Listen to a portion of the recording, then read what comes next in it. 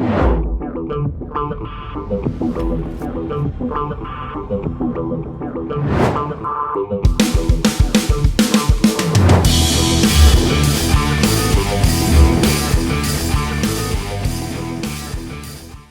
what's happening, my fearless networking friends? Todd Falcone here. Welcome back to another episode. Today I want to talk to you about how to improve your cold market prospecting skills. So first of all, why even bother? What's the point? I mean, can't I just do it all warm market? Well, I mean, here's the reality, first of all. Our warm market, while it's ebbing and flowing and should be always growing, to some extent is static, meaning you have a particular amount of people that you know well and that you're acquainted with. So a warm market person, obviously, is somebody, if you were to pick up the phone and say, hey, it's John, and hey, Todd, what's up? They'd recognize your voice, or at the very least, it would be somebody that you'd call and say, hey, this is Todd Falcone. Oh, hey, Todd, how's it going? Not who are you, right? So that's really what defines essentially warm market. There's some kind of relationship there.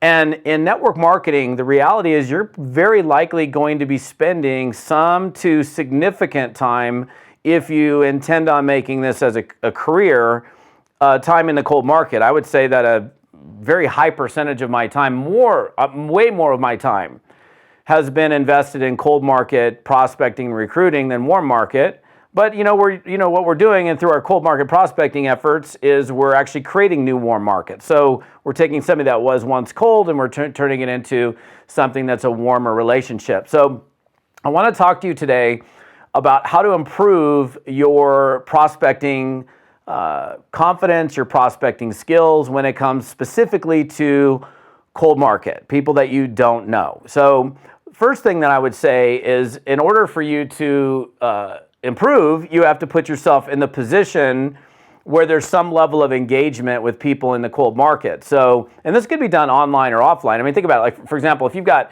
5,000 Facebook friends, your Facebook friends list is maxed out. Well, I mean, the reality is, are they really your friends?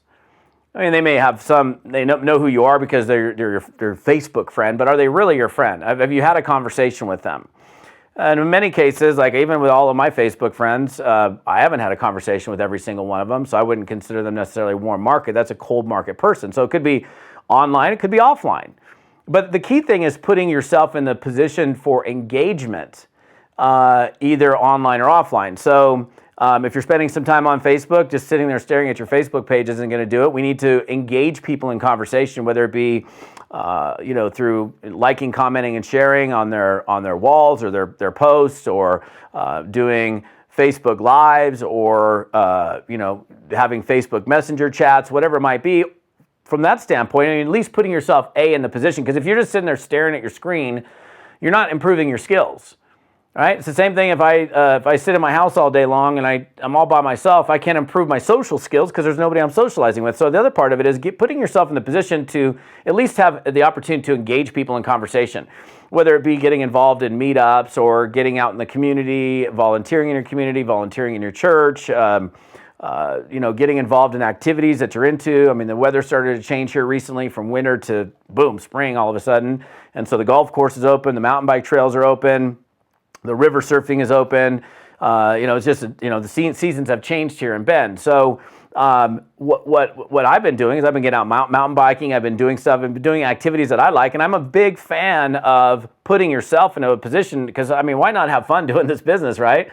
I mean, if you put yourself in the position of doing something that you love to do, it's easy. Oh, I love being around other people that mountain bike. I love being around other people that fly fish. I love being around other people that do whatever, right? Even this morning, I met people in my yoga class, right? So, think about things that you can do that at least put yourself in the position to socialize, because this is a social business, right? Being in network marketing, being involved in direct sales is a social business, online or offline. We have to socialize, we have to connect. But it's crazy, last week when you didn't have a business, you're like, oh yeah, super social and talking to people. And then all of a sudden you got a business, you're like, oh my gosh, what am I going to say to them now? How am I going to do this? Well, just have a conversation, just engage people in conversation. We'll figure out how to bring up or segue into your business opportunity or your product. But we first have to put you into a position where you're comfortable socializing, you're comfortable engaging. Like if you never spent time like being out and groups or getting involved in like any kind of activities and you're always by yourself, you're not putting yourself in a social situation for you to grow those social skills, those social interactive skills. So step one for me and getting good at this stuff is putting yourself in position. I mean, it could be anything. It could be taking a day and where you spend a couple hours working at a Starbucks or some coffee shop where, and the other part of it is being open. Like if your head's down and your eyes are closed, or you're not looking up and you're not smiling, you're not, creating an opportunity for eye contact, you're never going to create an opportunity for any kind of engagement because you're in a closed position. So it's putting yourself into position, but putting yourself into an open position where, look, it's like if I'm looking at you and I have eye contact and I smile at you, that's an open position. So that's something you need to think about, because sometimes people go out and about and they're in a closed position. They're just not open to engagement. So if you open yourself to engagement, you're going to create the opportunity first and foremost for you to engage with people, right? That's the starting point, okay? One thing I speak about all the time, and it's a great time for me to talk about this, is the idea of practice, right? You guys have heard me, if you follow me for any period of time, practicing. So if you want to get good at anything, and it boggles my mind how many, whether it's warm market or cold market or marketing in general or whatever the skill is that you want to acquire, any skill requires practice. Like now that golf season is open, I've been spending a lot of time on the driving range practicing. But the difference there's different types of practice, right? And there's different types of prospecting. There's intentional prospecting, and then there's just I'm going through the numbers prospecting. I'm just kind of going through the motions prospecting. And I don't think that's a really healthy thing where you're just kind of going through the motions and whatever happens. Like when you sit down, I would even ask yourself, how intentional are you when it comes to your prospecting efforts in your business? Are you just kind of going through it, or are you just, because I've seen it happen, because what we say sometimes in network marketing, it's a numbers game, right? But then all of a sudden people just focus on the numbers and they forget about being intentional with every single engagement, with every single interaction. It's like if I got up on stage and I just was, how you doing? What's going on? Blah, blah, blah. And like, that's not intentional. But if I'm up there and I want to make a point, like my intention today in this video, in this podcast, is to teach you how to improve your cold market prospecting skills. If you want to improve your cold market prospecting skills, when you're interacting or engaging, and this goes with prospecting period, is you have to be there, right? You have to be present and fully present where you are, because that's when you can pick up on little things that somebody says to you that if you're not present, if you're not fully intentional, you're not going to hear it. You're going to be tuned out. You're going to be focused on something else. The phrase I use all the time, wherever you are, be there, right? So that's the same thing with any prospecting, but certainly cold market prospecting. First of all, if I'm not in an open position, I'm not going to meet people. So start with an open position. If you're out and about, if we're talking about physically seeing somebody, for example, at a meetup or a mixer or a networking group or whatever it might be, or you go out with your mountain bike club and you're going for a ride, being present, being open to connect with other people, it's going to create the opportunity for you to improve your social skills. In between time, I think it's great to practice. I think it's great to get together with a teammate and practice how to engage somebody in conversation. Maybe practicing your approach, practicing, if I was like, I do a lot of live dials on my Monday night calls where I'll demonstrate how to prospect cold market prospects. Typically, I'll do leads on a Monday night. And I do that to teach people how to, this is how a conversation in network marketing might go, right?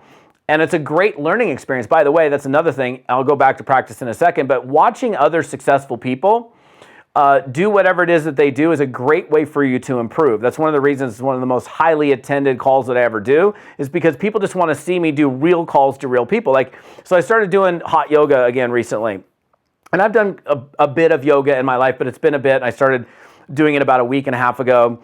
And some of the positions in yoga class, in fact, I remember being in a class the other day, we had a different instructor and she was having us get in these positions that I wasn't totally familiar with. So all I did is I just glanced up at somebody who was in front of me to the right, and I saw the position that she was in, and I was able to just essentially, to the best of my ability, copy the position that she was in. So at least I knew that particular position that we were in during yoga class. So if you see somebody who's really good at whatever they do, maybe you see somebody who's good at social media, watch them. Learn from them. If you're able to be around somebody, one of the reasons, like I said, my Monday night calls are so attended is because they're able to literally listen in to the actual calls to real people that I'm making, and it helps them to improve their skills based on, okay, here's an expert in this arena doing something. Let me copy what this guy's doing. Let me copy the way he's talking, the way he's leaving messages, the types of questions or the way he's asking questions. That's going to help you improve in all areas of your prospecting. Well, it doesn't matter what it is. It could be, same thing on the golf course. If I'm watching somebody who's a great golfer, watching them on the practice range and they're doing things differently than me. If I was a brand new golfer and I'm seeing somebody who's a scratch golfer, a really good golfer, I'm going to do my best to watch them and practice what they're doing to the best of my ability. And when you're practicing, going back to practice, the practice needs to be intentional as well. It's like the other day, and I did a Facebook Live on this about a week ago. I went out, I think it was on a Saturday, and I had a couple hours to go practice. So I know that the only way for me to play good golf is I have to practice. I have to practice all aspects of my game. Driving, short irons, long irons. And I did that for about an hour. And then I was going to work on my short game, which is everything pretty much from 100 yards in. And I was going to go to this little chipping area, but my golf course has a little par 3. And so I'm like, I'm going to go out and just play a few holes on this par 3, but do so intentionally. So I get up to this first hole. It's a 130-yard hole, dead into the wind. I'm very focused. I am very present. I'm by myself, totally by myself, and I'm very focused on my stance, my posture, everything. First shot I hit, this is nuts, okay? I hit this 8-iron dead into the wind, and it hits the green, and it goes boom, boom, and then the ball disappears.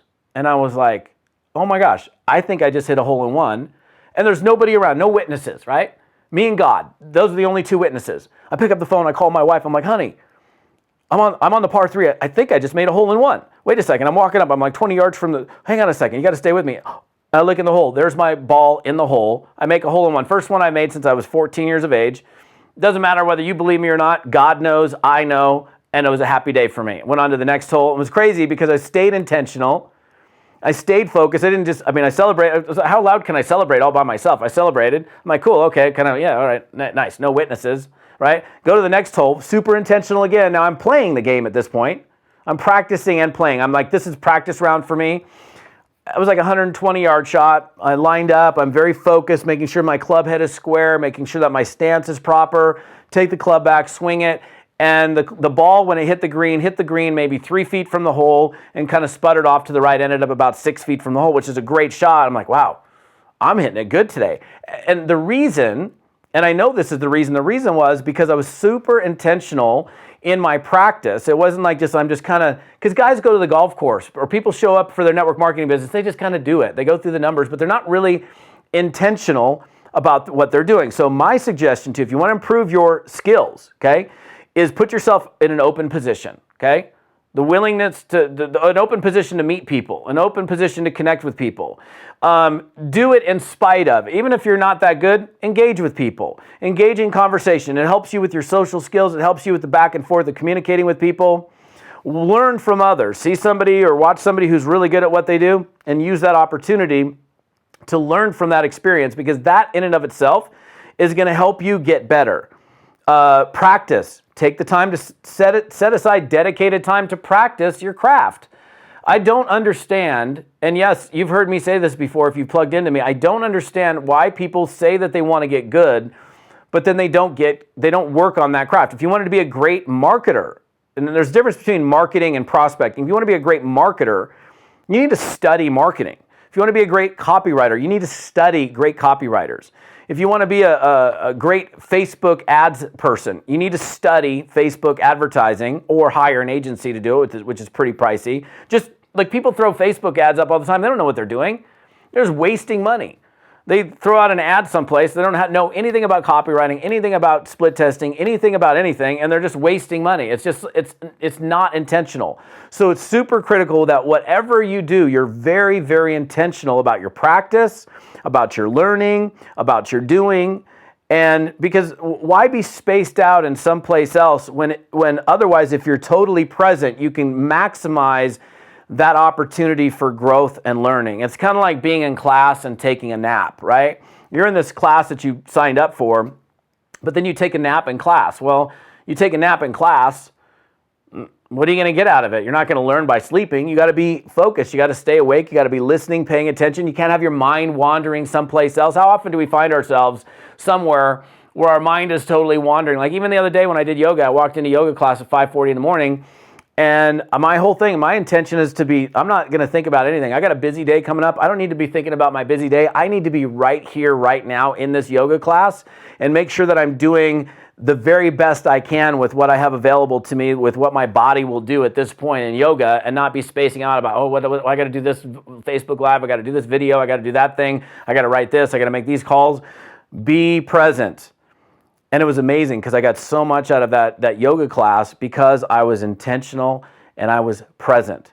I want you guys to think about that when it comes to you improving your prospecting skills. Okay, the last thing that I want to say to you is anytime that you do something with someone, it's a recipe for improvement, right?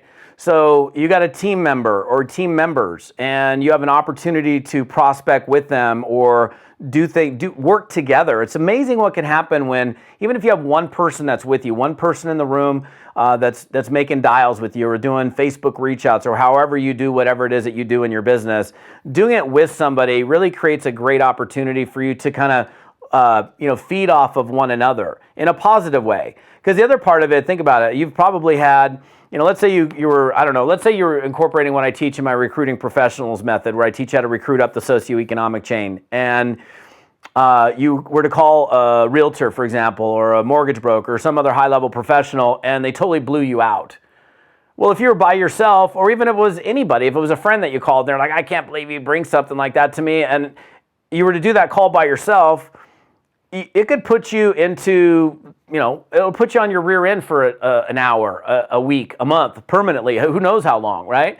But if you got somebody who's with you, you can recover from that. I'm a huge fan of doing business together. Now, we can't do it every single hour of every single day, but I think once a week, getting a couple people together, part of little pods of your team together, and doing some calls together, doing some reach outs, actually doing some business building activity, guaranteed you're going to do more together than you would alone, and you're going to utilize that opportunity, intentionally use that opportunity to grow. So it is the whole thing about getting good is the being intentional, being on purpose, being present in your practice, being present and open, putting yourself in the position of being open, being present with how you pay attention to others. Like, for example, on my Monday night calls, and I do live dials, you could plug in and just kind of listen in, but why not instead listen in and go, wait a minute, what did he say? How did he say it? I wonder why he did it that way. Okay, let me see if I can model exactly what he did so I can get the kind of results that he's getting. Whatever it is, and by the way, you can take this stuff in or out of network marketing, whatever it is that you want to get good at, practice, putting yourself in an open position, doing it in spite of not being good, being super intentional about how you do things. And then when you have the opportunity, doing it with somebody to use it as a learning opportunity to feed off of one another. This is very powerful, can help you dramatically improve your prospecting skills, both in the cold market and any other market for that matter. And look, here's the deal. First of all, I appreciate you guys for being here. I don't know if you're listening to me or watching me on my website or my podcast, but if you head on over to toddfalcone.com/episode 22, you can see some more details on this subject matter that I'm sharing with you today. And there's a cheat sheet on that page that is a free download for you that'll help you to understand how to be a better network marketer. So toddfalcone.com/episode 22. I appreciate you guys for plugging in. We'll see you on the next episode. Have an amazing day.